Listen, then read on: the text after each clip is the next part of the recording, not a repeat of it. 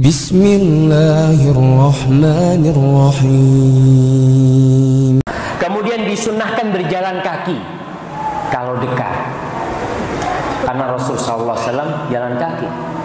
Di sini disebutkan oleh Ali bin Abi Thalib, minas sunnah an takhruja ilal 'id masyian wa an ta'kula syai'an qabla an takhruj, rawahu Tirmidzi.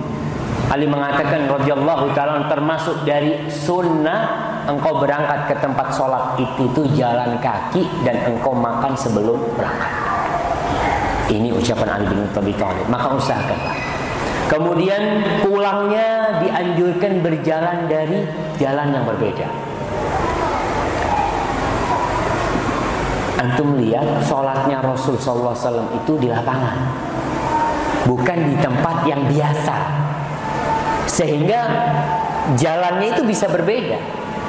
Lewatnya umpamanya kan lapangan, nggak tuh di sini ada lapangan, di sebelah kiri sana ada gor kan, umpamanya di sini jalannya lewat sini, pulangnya muter atau lewat gang-gang, itu termasuk sunnah. Adapun apa manfaatnya, para ulama menjelaskan, yang pertama memperbanyak saksi-saksi di bumi Allah Subhanahu wa taala. Yang kedua, Rasul sallallahu alaihi wasallam itu juga melihat kondisi umatnya.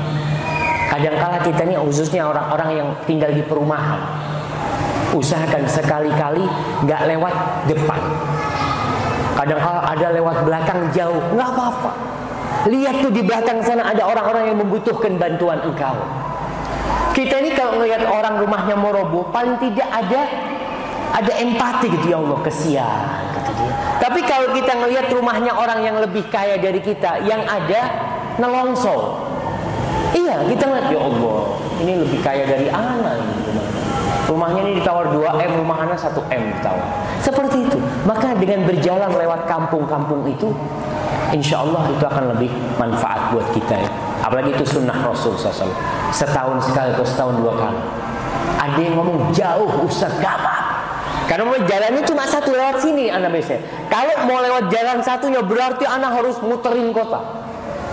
Ya nggak apa-apa, bisa melaksanakan sunnah Rasul SAW. Apalagi kalau bisa jalan kaki, itu sunnah Nabi SAW. Kemudian dianjurkan semuanya keluar. Walaupun kalau kita bicara hukum salat id, itu sunnah. Ada yang mengatakan fardu kifayah, ada yang mengatakan sunnah. Baik, itu sunnah. Tapi Rasul SAW menyuruh perempuan-perempuan yang datang bulan ikut. Bayangkan. Jadi sunnah itu bukan untuk ditinggalkan, tapi sunnah itu untuk diamalkan. Umpamanya kita punya ibu di rumah sakit, kita ikut nih, ayo nih. Orang yang nggak bisa sholat aja disuruh ikut. Namun biasanya orang itu malam lebaran itu perpekan. Ada orang pedagang-pedagang itu jadi paginya wis delosor ya. Aduh wis kesel. Karena dia berpikir malam sudah buka toko sampai ya jam 12 malam, akhirnya paginya kecapean. Janganlah. Ini sunnah yang setahun 2 kali kau tinggalkan. Kapan kau akan sholat id?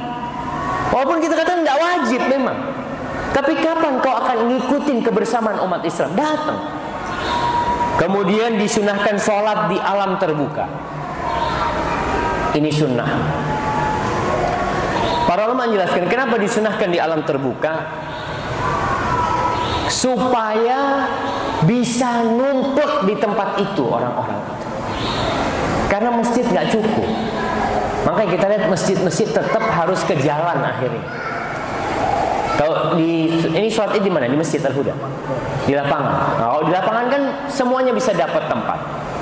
Memang pendapat Imam Syafi'i rahmatullah alaih, beliau mengatakan fa in amara baladun, kalau sebuah negeri itu sudah makmur, sudah ramai, fakana masjidu ahlihi yasa'uhum, beliau mengatakan masjid penduduk sana cukup buat orang sekampung itu, fil ayat lam ara annahum yakhruju minhu. Kata Imam Syafi'i, pendapatku kalau masjidnya itu cukup buat mereka, ya udah nggak apa-apa mereka sholat di sana.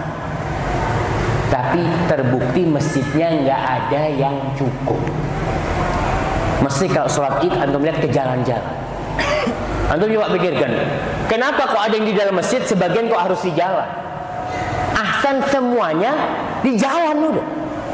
Dibikin lapangan jadi semuanya cukup. Jadi pendapat Imam Syafi'i ini yang mengatakan sholat di masjid itu nggak apa-apa, beliau mengatakan yasa'uhu, masjidnya itu cukup untuk orang sekampung sana.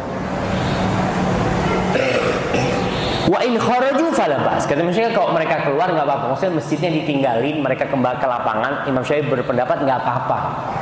Itu kalau masjidnya cukup. Makanya ada yang mengatakan sholat id di masjid itu bid'ah. Ada pendapat seperti itu. Karena apa dia mengatakan? Sampai kalau kita ikut pendapat Imam Syafi'i sama. Karena Imam Syafi'i mengatakan kalau masjidnya cukup. Dan terbukti nggak cukup masjidnya, dipaksakan. Kemudian jamaah, anjuran sholat id ini di setiap kampung itu satu tempat. Tidak pisah-pisah. Antum bisa bayangin kalau satu tempat umpamanya cukup untuk 10.000 orang. Satu tempat ketika mereka semua bertakbir Allahu Akbar, 10.000 orang bertakbir. Anda mau tanya, di Lumajang ini tempat paling luas berapa? Tampung berapa orang? Salat Id. Berapa orang? Nggak ada yang pernah mengadakan. Ya, tapi usahakanlah lapangan-lapangan yang besar ya. Dan memang di Madinah itu banyak masjid besar. Ketika sholat id cuma 3 yang melaksanakan sholat, yang lainnya nggak boleh sholat, supaya numpuk di sana orang-orang.